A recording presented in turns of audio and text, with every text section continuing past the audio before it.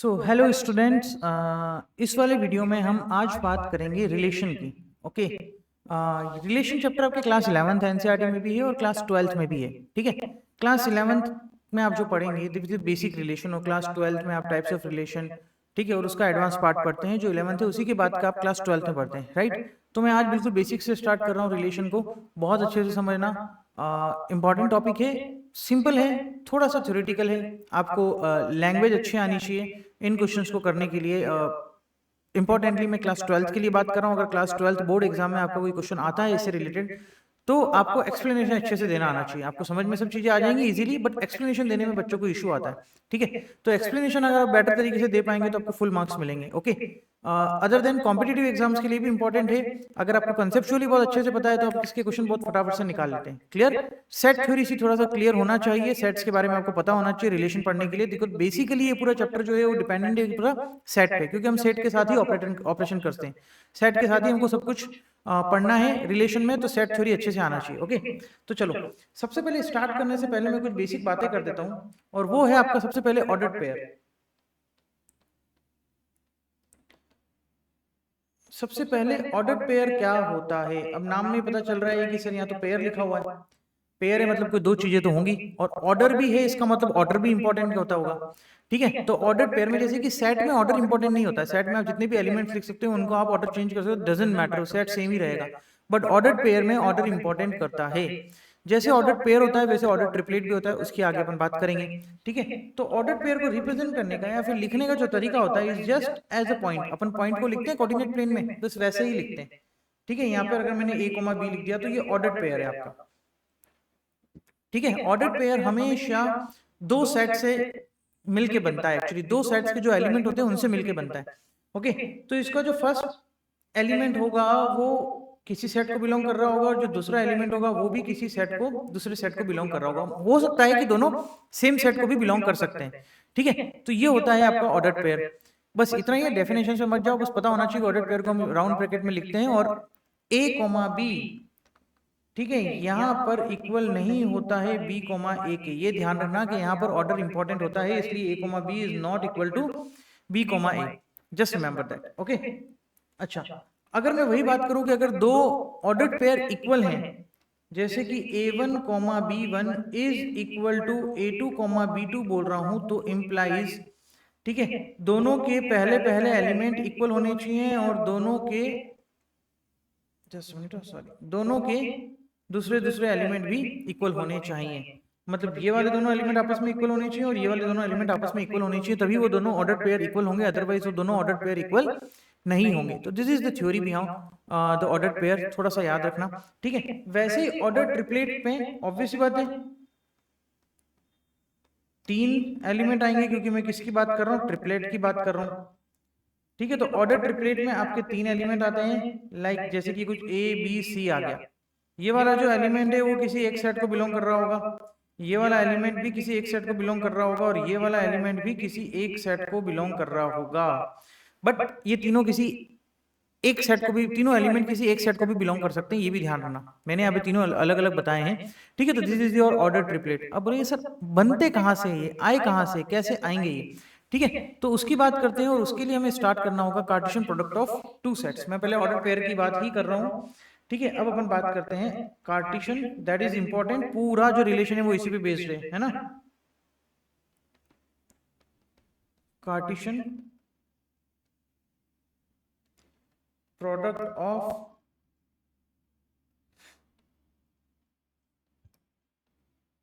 Two sets, दो sets का Cartesian product. ठीक है, कार्टेशियन प्रोडक्ट को रिप्रेजेंट करने का जो तरीका होता है वो टू सेट्स हैं, टू सेट्स हैं, तो ये a cross b, this is not the multiplication. A B को मल्टीप्लाई करके a क्रॉस b को मल्टीप्लाई करके ए बी मत लिख देना, इसको ऐसे लिखा जाता है a क्रॉस b। ठीक है, तो ये है आपका Cartesian product of two set, a cross b। कोई दो सेट है a और b, उनका कार्टेशियन प्रोडक्ट निकाला कैसे जाता है, जस्ट एक एग्जांपल के थ्रू समझा रहा हूं। ठीक है, it's a collection of ordered pair. ये क्या होता है, कलेक्शन ऑफ ऑर्डर्ड पेयर, जिसका पहला एलिमेंट फर्स्ट सेट को बिलोंग करेगा और सेकंड एलिमेंट सेकंड सेट को बिलोंग करेगा। ठीक है, लाइक अगर मैं a क्रॉस b निकाल रहा हूं तो this is your first set and b is your second set.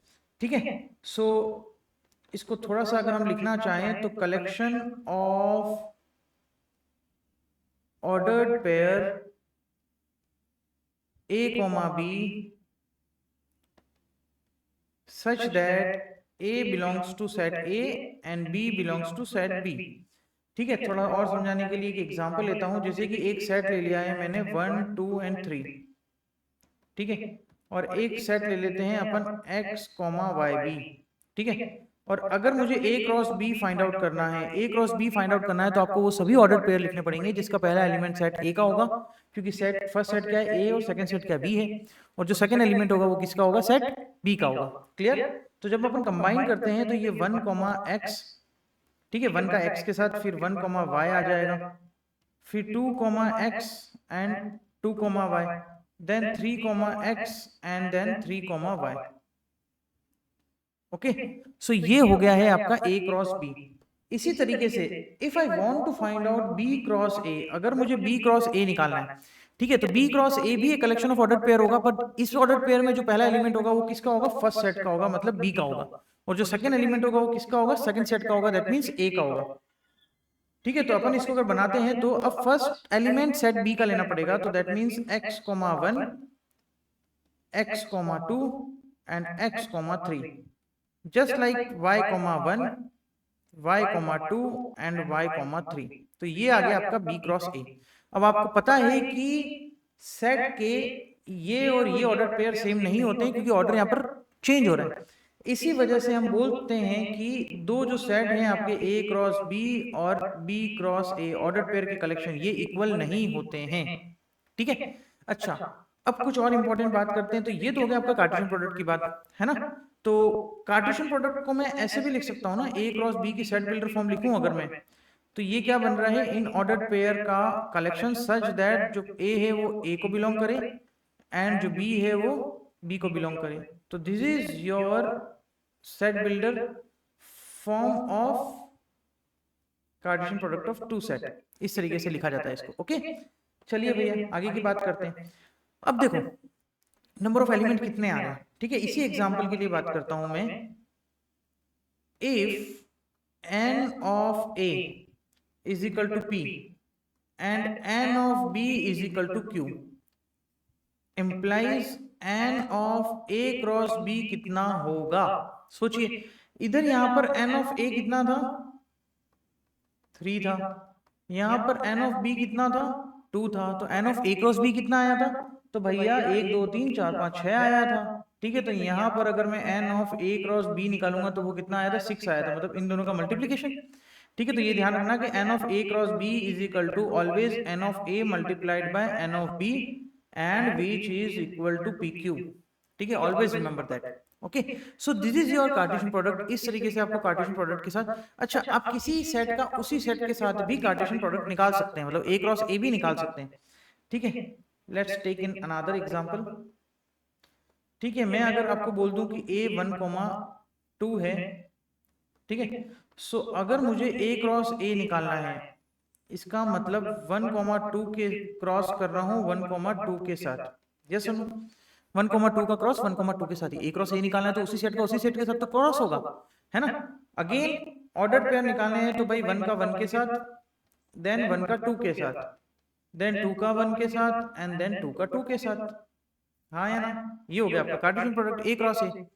ठीक है, अच्छा जी, अब बोलेंगे कि सर ऑर्डर ट्रिपलेट कैसे निकालने जाते हैं। तो अगर इसी एग्जांपल में मैं a क्रॉस a मुझे अगर निकालना है, तो मैं पहले क्या करूंगा, a क्रॉस a निकालूंगा which is I am already calculated.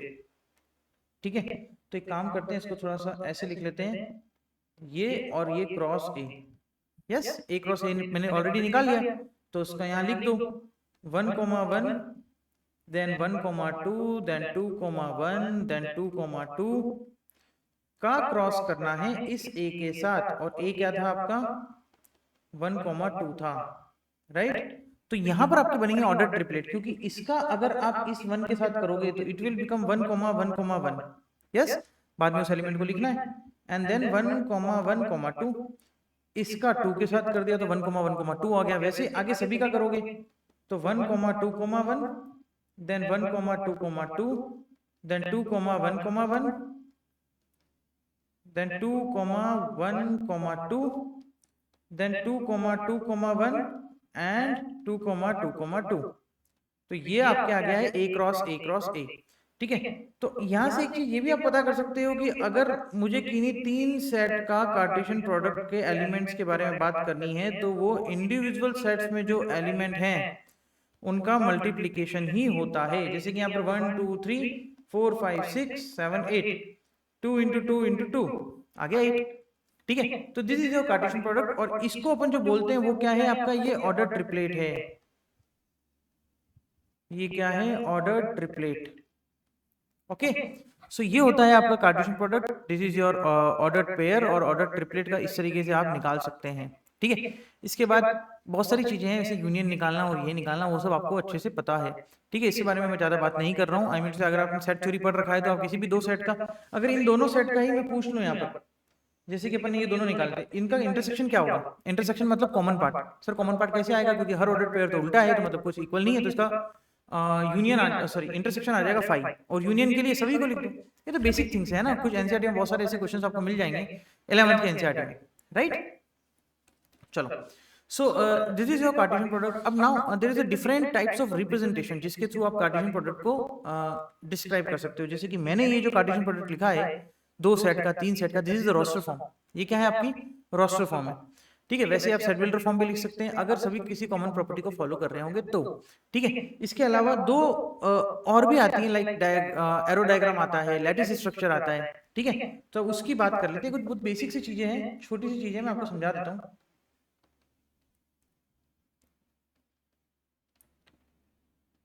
Representation of Cartesian product.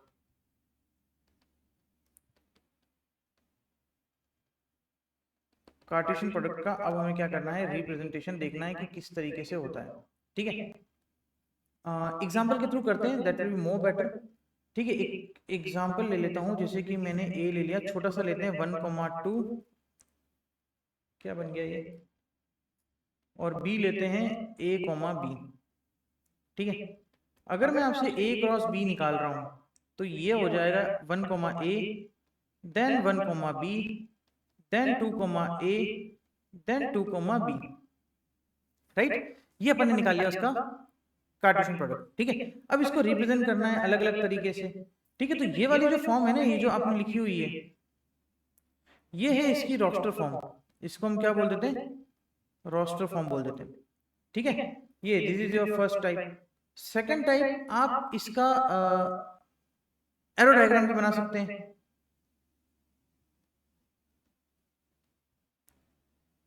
Arrow diagram को डायग्रामेट्रिकल रिप्रेजेंटेशन भी कहते हैं, डायग्रामेट्रिक रिप्रेजेंटेशन भी कहा जाता है, डायग्रामेट्रिक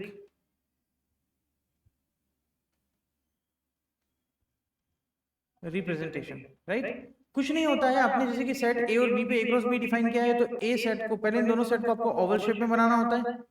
ये मैंने दो सेट बना दिए ओवल शेप में, this is your A, this is your B। ठीक है, और यहाँ लिख देते हैं इसके जो एलिमेंट है 1,2 और इसके जो एलिमेंट है A,B। अब जो जो कॉम्बिनेशन दे रखे हैं उन सबको आपको कंबाइन करना है। ठीक है, 1 का A के साथ है, फिर 1 का B के साथ भी है, तो 1 का A के साथ एरो बना दो, 1 का B के साथ एरो बना दो, 2 का A के साथ भी है और 2 का B के साथ भी है। ठीक है, और यहाँ से यहाँ तक जा रहा है ये A क्रॉस B। तो ये डायग्रामेट्रिक रिप्रेजेंटेशन हो गया। डायग्रामेट्रिक रिप्रेजेंटेशन में आपको ओवल शेप के दो सेट बनाने होते हैं। ठीक है, फिर जो जो भी जिससे कंबाइन है उसको आप ऐसे कंबाइन कर दो, दिस इज योर डायग्रामेट्रिक। ठीक है, third one is your lattice structure, नीचे लिख रहा हूं मैं इसको। ठीक है, third one is your lattice representation भी कह सकते हो इसको। देखो इस वाले के लिए तो आप नहीं बना सकते क्योंकि A and B you don't know, but lattice representation is just assuming this all ordered pair as a point. इन सभी ऑर्डर पेयर को एज अ पॉइंट की तरह एज्यूम करो, उन पॉइंट को लोकेट कर दो कार्टेशियन प्लेन में, दैट्स इट, छोटी सी बात है। ठीक है, जैसे कि अगर A क्रॉस B काश आपका ये यहाँ आया होता, उसी एग्जांपल के लिए तो आया होगा भैया, अपन ने ये एग्जांपल ऊपर लिया भी था, ये है। अगर इसकी लैटिस स्ट्रक्चर आपको बनानी है तो हमें पता है कि ये x एक्सिस y एक्सिस, ठीक है, तो ये 1,1 है ना। यहाँ पर सेट A और B लिख देना, that will be more better, क्योंकि सेट A पे बना रहे हैं, तो ये 1,1 यहाँ आ जाएगा। ठीक है, 1,2 यहाँ आ जाएगा, 2,1 यहाँ आ जाएगा और 2,2 यहाँ आ जाएगा।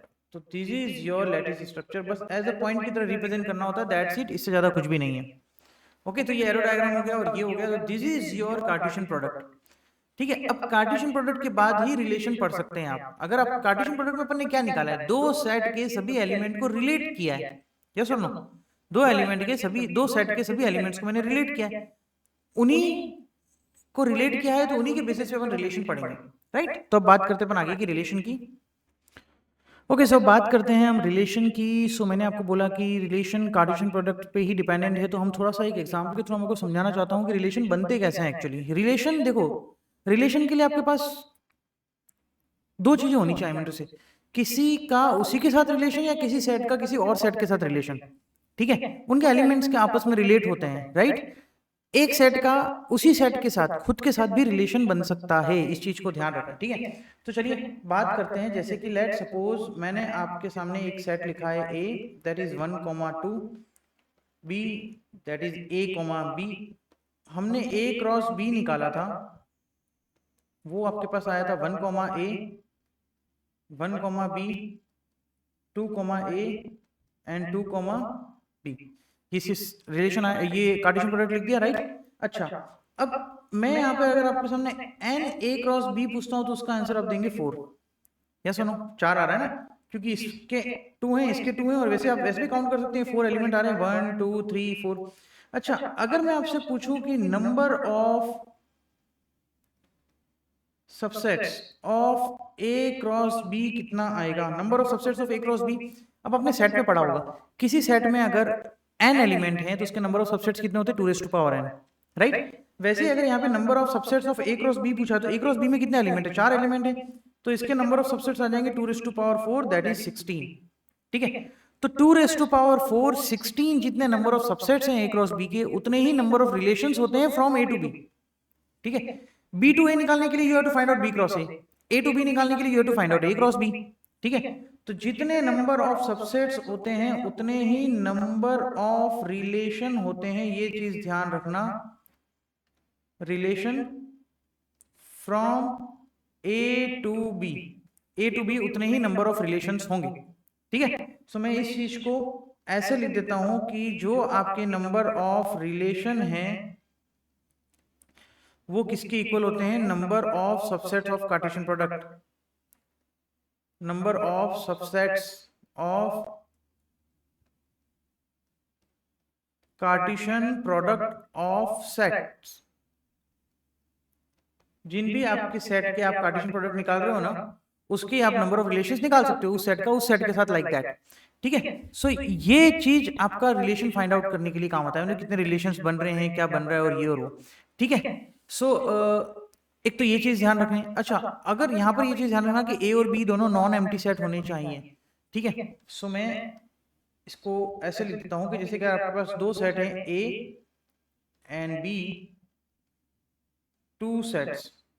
ठीक है, तो n ऑफ a अगर अपन मान लेते हैं p है एंड n ऑफ b आपके मान लेते हैं कि q है।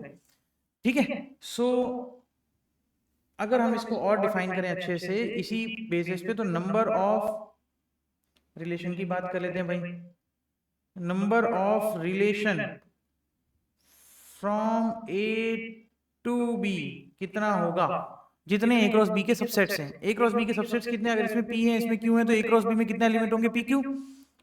तो ये आ जाएगा 2^pq, इतने नंबर ऑफ रिलेशंस डिफाइन होंगे अगर दो सेट हैं आपके पास जिसमें से एलिमेंट है p और q। ठीक है, ये चीज ध्यान रखना, और ये भी ध्यान रखना कि ये a और b जो दोनों सेट्स हैं वो नॉन जीरो या नॉन एम्प्टी सेट्स होने चाहिए, नॉन एम्प्टी सेट्स होनी चाहिए। अगर एम्प्टी सेट्स हो जाएंगे तो किसका, उस एलिमेंट का क्या ही तुम कार्टेशियन प्रोडक्ट निकालोगे, फाई आएगा, और क्या, सिंपल सी बात है।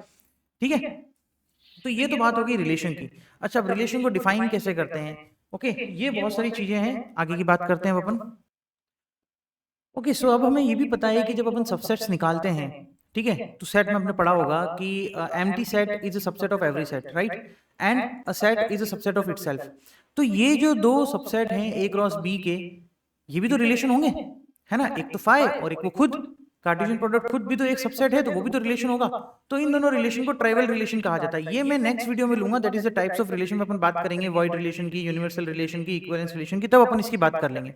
ओके, सो ये तो बात होगी बेसिक के रिलेशन क्या होते हैं क्या नहीं होते हैं। अब इनका रिप्रेजेंटेशन क्या होता है, इनके डोमेन क्या होते हैं, इनकी रेंज क्या होती है, इन सबको डिफाइन करने के लिए मैं एक एग्जांपल ले रहा हूँ, उस एग्जांपल के बेसिस पे अपन इसको पढ़ते हैं। ठीक है, so let's suppose you have a set 1 2 and 3, ठीक है, और एक सेट है 1 1/2 एंड 1/3, राइट। अगर मैं बोल रहा हूं कि ए क्रॉस बी निकालो, सबसे पहले एक रिलेशन अपन ए क्रॉस बी पे बनाएंगे, तो पहले ए क्रॉस बी निकाल लेते हैं। अब ए क्रॉस बी में कितने एलिमेंट हैं, सबसे पहले इसकी बात करते हैं। तो ऑर्डर पेयर का कलेक्शन होता है ना, 1,1 देन 1,5 देन 1,1/3, वैसे ही 2,1 देन 2,5, ठीक है, then 2,1/3, just like 3,1 then 3,5 then 3,1/3, right.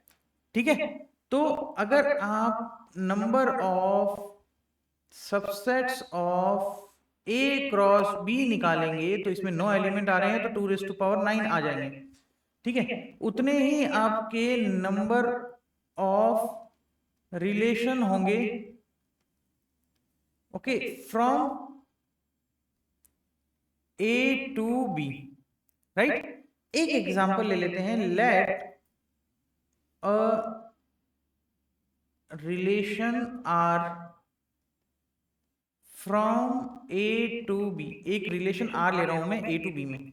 अच्छा, रिलेशन को हमेशा जो मैं देखो इतनी ये बिल्कुल बेसिक बातें नहीं बता रहा हूँ, आपको पता होना चाहिए कि सेट को कैपिटल अल्फाबेट से डिनोट करते हैं, तो रिलेशन भी तो एक सेट ही है, सबसेट है तो एक सेट ही है ना, उसको भी आप कैपिटल अल्फाबेट से डिनोट कर सकते हो, मैंने कैपिटल आर से डिनोट किया है। ठीक है, but it's a collection of order pair, ये ऑर्डर पेयर का कलेक्शन होगा। सबसेट है क्योंकि कार्टेशियन प्रोडक्ट का, तो उसमें से अपन कुछ ऑर्डर पेयर निकाल लेते हैं, जैसे कि रिलेशन आर बना रहा हूँ फ्रॉम ए टू बी, तो इसके तो 2⁹9 सबसेट्स होंगे।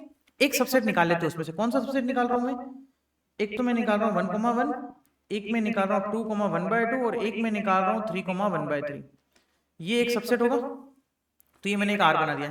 ठीक है, अच्छा, कुछ बेसिक चीजें ध्यान रखना कि यहाँ पर इस रिलेशन में 3 ऑर्डर पेयर लिए हैं, तो ये 3 एलिमेंट हैं इसमें। ठीक है, 3 एलिमेंट हैं, ये एलिमेंट इस रिलेशन आर को बिलोंग कर रहे हैं, बाकी के एलिमेंट जो ए क्रॉस बी के जो बाकी के एलिमेंट थे वो इस रिलेशन आर को बिलोंग नहीं कर रहे हैं। ठीक है, सो आप यहां पर ऐसे लिख सकते हो कि 1,1 बिलोंग्स टू आर, राइट। और इस चीज को ऐसे भी लिखा जाता है कि 1R1, कि 1,1 इस आर को बिलोंग कर रहा है, इसको ऐसे भी लिखा जाता है, लाइक 2,1/2 बिलोंग्स टू आर, और इसको आप ऐसे भी लिख सकते हो 2 और फिर आर और फिर 1/2, राइट। तो ये इस तरीके से लिखा जाता है, पहली चीज समझ में आई, रिप्रेजेंटेशन का तरीका। अच्छा, इसी के साथ अपन को दिख रहा है कि इस ऑर्डर पेयर में ये वाला एलिमेंट तो आर में है ही नहीं, तो आप इसके लिए लिखोगे कि 3,1 does not belongs to R. ये चीज समझ में आई, ठीक है भैया। अच्छा, अब ये जो रिप्रेजेंटेशन लिखा है रिलेशन का, ये है आपका रोस्टर फॉर्म, क्योंकि इसमें मैंने एलिमेंट को डिफाइन किया है। ये आपने सेट में भी पढ़े होंगे, जब आप रिप्रेजेंटेशन ऑफ सेट्स पढ़ते हैं, तो सेट के अगर सभी एलिमेंट को अपन लिस्ट करते हैं, तो that is your roster form. अच्छा, जो सेकंड होती है आपकी, दिस इज योर फर्स्ट, ठीक है, सेकंड जो है आपकी वो होगी सेट बिल्डर फॉर्म। देखो, सेट बिल्डर फॉर्म जरूरी नहीं है कि सब रिलेशन की निकाल लो, एक कोई रिलेशन ले लिया जिसमें ये डाल दिया और ये डाल दिया, तो ये तो सब एलिमेंट किसी प्रॉपर्टी को फॉलो ही नहीं कर रहे ना। अगर उसके सभी एलिमेंट किसी कॉमन प्रॉपर्टी को फॉलो कर रहे हो, then you can write the set builder form of that relation, otherwise you can not. Okay, तो सेट बिल्डर फॉर्म सभी रिलेशन की नहीं निकली जाती, जैसे कि इसी की निकालता हूं मैं, तो यहां पर आपकी जो सेट बिल्डर फॉर्म होगी वो क्या होगी, a, b such that a is equal to 1/b, where A belongs to set A and B belongs to set B. This is your set builder form. Yes or no? आप दिख रहा है ना कि इस सेट में जो पहला एलिमेंट है जो दूसरा एलिमेंट है वो आपस में रेसिप्रोकल है, वैसे ही इसमें भी ये दोनों रेसिप्रोकल हैं और इसमें भी ये दोनों रेसिप्रोकल हैं। ठीक है, अब जरूरी नहीं है कि सब ऑर्डर पेयर किसी कॉमन प्रॉपर्टी को फॉलो करें, अगर नहीं कर रहे हैं तो सेट बिल्डर फॉर्म नहीं लिख सकते, अगर सभी ऑर्डर पेयर किसी कॉमन प्रॉपर्टी को फॉलो कर रहे हैं तो लिख सकते हैं, सीधी सी बात, चंगी सी बात। ठीक है, थर्ड, एरो डायग्राम से आप रिप्रेजेंट कर सकते हो इसको, अभी पढ़ा है ना ये सब। ठीक है, कार्टेशियन फॉर्म और reverse one of the same thing ना, तो इसमें आपको क्या है था, 1 2 3 था और वहां 1/2 1/3 था, ठीक है। तो ये सेट ए हो गया, ये सेट बी हो गया है। सेट ए में आपने 1 2 और 3 लिए थे, यहाँ पर लिया था 1, यहाँ लिया था 1/2 और यहाँ लिया था 1/3, ठीक है। मुझे रिलेशन आर डिफाइन कर रहा है, तो इस 1 को 1 से कनेक्ट कर दो, 2 को 1/2 से और 3 को 1/3 से। तीन ही अपने पास ऑर्डर पेयर थे उसमें रिलेशन आर में, तो ये इसकी एरो डायग्राम हो गया, ठीक है। Fourth one is your lattice structure. Fourth one is your lattice structure या लैटिस डायग्राम बोलो या लैटिस रिप्रेजेंटेशन बोलो, one of the same thing. इसमें क्या करना होता है, आपको इन तीनों पॉइंट को कार्टेशियन फॉर्म में डिनोट करना है। तो ये तो हो गया आपका 1,1, ठीक है। 1,5 यहाँ होगा और 1,1/3, नहीं सॉरी 2,5 था ना, ठीक है। ये हो गया 2, यहाँ पे आ जाएगा 2,1/2, ठीक है। और ये हो जाएगा 3, यहाँ आ जाएगा आपका 3,1/3, क्लियर, ठीक है। तो दिस इज द थिंग। सो ये है आपकी लैटिस स्ट्रक्चर, इसको आपने लिखा था 2,1/2 एंड दिस इज योर 3,1/3। इस तरीके से लैटिस स्ट्रक्चर बनती है जी। Just representation of arrow diagram, the most important is arrow diagram. ये बहुत काम का है, ये इंपॉर्टेंट है, ये अच्छे से याद रखें, ठीक है। एरो डायग्राम जो अपन ने रिलेशन को रिप्रेजेंट करने के लिए लिखा है वो, ओके। चलिए अब बात करते हैं जो नेक्स्ट टॉपिक है, that is your domain and range of relation. Domain and range of relation,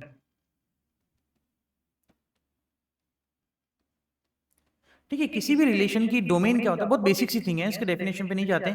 like suppose मैंने ऊपर वाला एग्जांपल ही लेता हूं कि मैंने आर लिया था, ठीक है, 1,1 एंड देन 2,1/2 एंड देन 3,1/3, ये लिया था अपन ने आर, ठीक है। So domain of any relation is the first element of all the ordered pair, is the set of all the elements which is the first element of all the ordered pair, ठीक है। सो अगर मुझे इसका domain निकालना है, domain of are, तो आपका क्या आ जाएगा, जितने भी इन ऑर्डर्ड पेयर के फर्स्ट एलिमेंट है वो क्या है, 1, 2, 3, ठीक है। और जो रेंज है वो क्या आ जाएगा आर की, जो सेकंड एलिमेंट है दैट इज 1, 1/2, 1/3। कोइंसिडेंटली ये सेट ए और सेट बी बन रहे हैं, बट लेट्स सपोज अगर मैंने दो ही एलिमेंट लिए होते तो डोमेन में तो सिर्फ 1 और 2 आता और रेंज में कितना आ जाता, 1 एंड 1/2 आ जाता, ठीक है। अच्छा एक चीज और होती है that is the codomain. Codomain हमेशा सेकंड सेट होता है। सेकंड सेट मतलब अगर आप किस पे डिफाइन करे थे, ठीक है, मैं एक एरो डायग्राम से बना देता हूं। एक एग्जांपल और ले लेता हूं, जैसे कि एक सेट ए ले लेते हैं और एक सेट बी ले लेते हैं, ठीक है। ये सेट ए बी लिया है, 1 2 3 4, यहाँ पर A B C and D लिया है, ठीक है। इस 1 को कनेक्ट कर दो सी से, 3 को कनेक्ट कर दो ए से और 4 को कनेक्ट कर दो बी से, जस्ट लाइक दैट, ठीक है। अगर अपन यहाँ पे लिखना चाहें तो ये एक रिलेशन है R from A to B, इस तरीके से भी डिफाइन किया जाता है आर को, R is relation from A to B, ठीक है। सो यहां पर ये रिलेशन है, I am talking about the relation, this is not the function, it's a relation, okay. So मैं अगर इसके डोमेन की बात करूंगा, डोमेन ऑफ आर, तो ये होता है फर्स्ट एलिमेंट जो कनेक्ट होंगे, क्योंकि चलो इसकी रोस्टर फॉर्म अगर अपन लिखते हैं तो इसकी रोस्टर फॉर्म क्या होगी, 1, C, 2 तो है नहीं, 3, A और 4, B, यही होगी रिलेशन रोस्टर फॉर्म में, ठीक है। सेट बिल्डर फॉर्म नहीं लिख सकते हैं क्योंकि इसका कोई रिलेशन तो मतलब कोई प्रॉपर्टी तो फॉलो कर नहीं रहे हैं, ठीक है। तो डोमेन तो हो जाएगा ये। अगर मैं बात करूं इसकी रेंज की, रेंज जो सेकंड एलिमेंट सेकंड सेट है जो कनेक्ट हो रहे हैं दैट इज, या फिर इस इधर से देख लो सी ए बी, तो ए बी सी लिख देते हैं इसकी, ठीक है। And one more thing is here that is the codomain. Codomain is always the second set, just a minute, हाँ, कोडोमेन ये होता है ऑलवेज सेकेंड सेट जिस पे आप रिलेशन डिफाइन कर रहे हो। तो यहां पर कोडोमेन इसका कितना हो जाएगा, second set, that is your set B. Codomain कितना हो जाएगा, सेट बी हो जाएगा। और सेट बी क्या था आपके पास, A B C and D, this is your set B, ठीक है। समझ में आ गया डोमेन, रेंज और codomain, okay. Domain is the first element, codomain is the second set and range is the second element, जो भी उस ऑर्डर पेयर में लिखे हुए हैं सेकंड एलिमेंट वो हो जाएगा आपका रेंज, ओके। चलो नेक्स्ट टॉपिक है बहुत सिंपल सा, that is the inverse of function, sorry inverse of relation. I am not covering the function, वो अलग वीडियो में बात करेंगे, अपन रिलेशन पढ़ रहे हैं, ठीक है।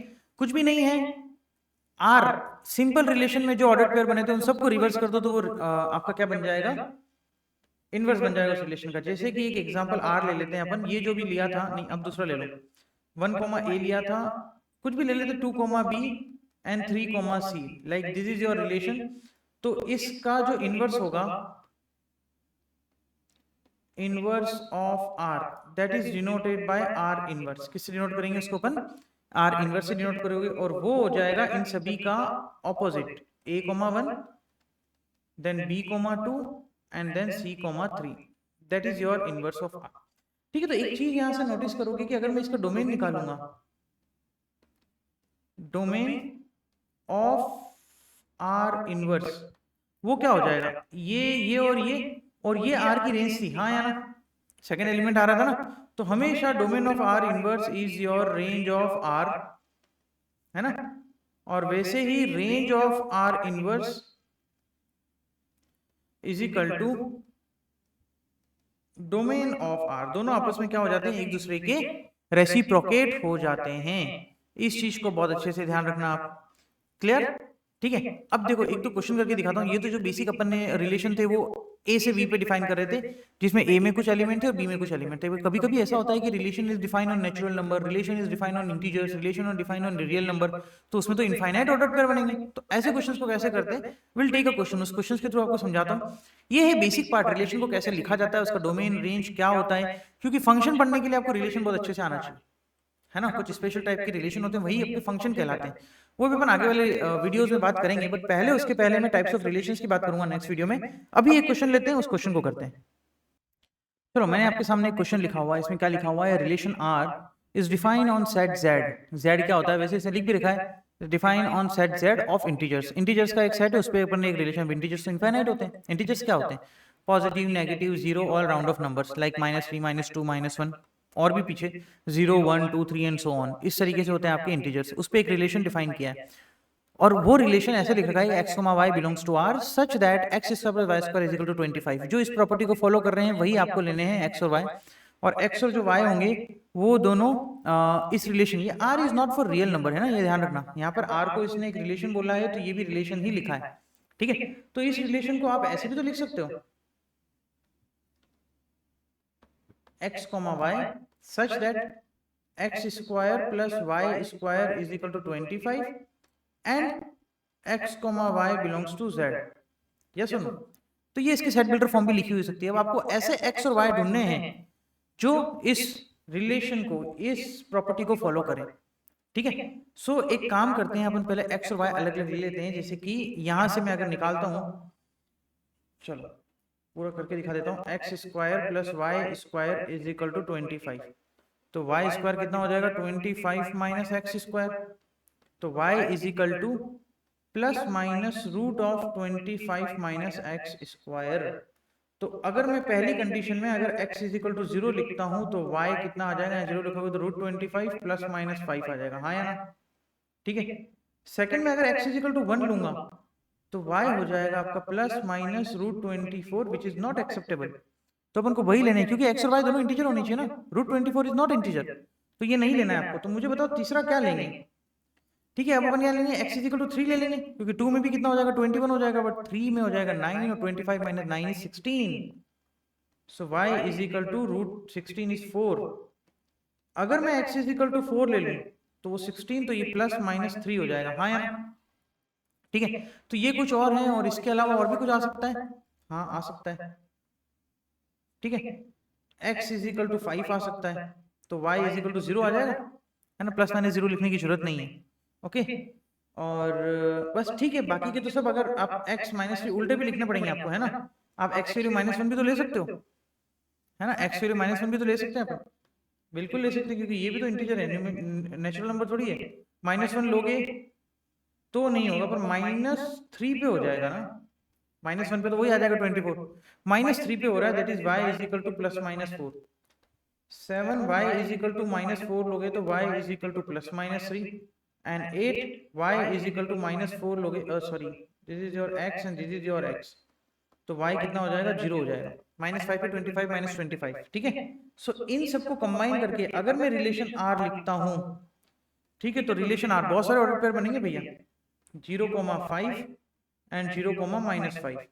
वैसे ही 1 के साथ नहीं बन रहा है, 3,4 एंड 3,-4, ठीक है, 4,3 एंड 4,-3, ठीक है, देन 5,0, देन -3, +4 -3, -4, ठीक है, -4,3 एंड -4,-3, ठीक है, और 0,5 ले लिया है, ठीक है, 0,-5, यहाँ पे माइनस लिखना भूल गया हूँ मैं, सॉरी, ठीक है, और एक और है आपके पास -5,0, राइट, ये रिलेशन आर बन गया, ठीक है, आधा छुप गया आपके सामने।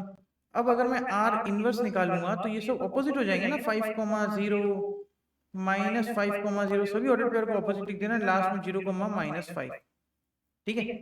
अच्छा, अब मुझे डोमेन ऑफ आर बताओ, डोमेन ऑफ आर क्या होगा भाई? डोमेन ऑफ आर सभी एलिमेंट, सभी ऑर्डर पेयर के फर्स्ट एलिमेंट, सभी ऑर्डर पेयर के फर्स्ट एलिमेंट लिखोगे तो ये 0 देन 3, यहां से भी लिख सकते हो आप x की वैल्यूज 0 1 3 5, 0 1 3, 1 तो नहीं था ना, 1 नहीं था, sorry, okay, so 0 3 4 5 -3 -4 and -5, that's it, ये आपका डोमेन हो गया। अच्छा, रेंज कितनी होगी? Range of R, range of R के लिए आपको आगे देखना है कि क्या क्या आ रहा है। एक तो 5 आ रहा है, एक -5 आ रहा है, एक 4 आ रहा है, एक -4 आ रहा है, एक 3 आ रहा है, एक -3 आ रहा है और एक 0 आ रहा है, that's it, that is your range, ठीक है। अब आर इनवर्स को निकालने के लिए आप इसका ऑपोजिट कर दो, है ना। तो this is all about your relation, a basic relation जो क्लास 11th का पार्ट कवर करता है, ठीक है। बट 12th का पढ़ने के लिए ये आपको अच्छे से आना चाहिए। तो मैं क्लास 12th का जो पार्ट है, that is the types of relation, वो हम यहाँ पे बात करेंगे, ओके, टाइप्स ऑफ रिलेशन की। क्लियर? अच्छे से देखो इसको, ये था रिलेशन, मैंने से एक क्वेश्चन करवाया, एनसीईआरटी के और भी बहुत सारे क्वेश्चंस कवर कर सकते हैं, ओके। Thank you.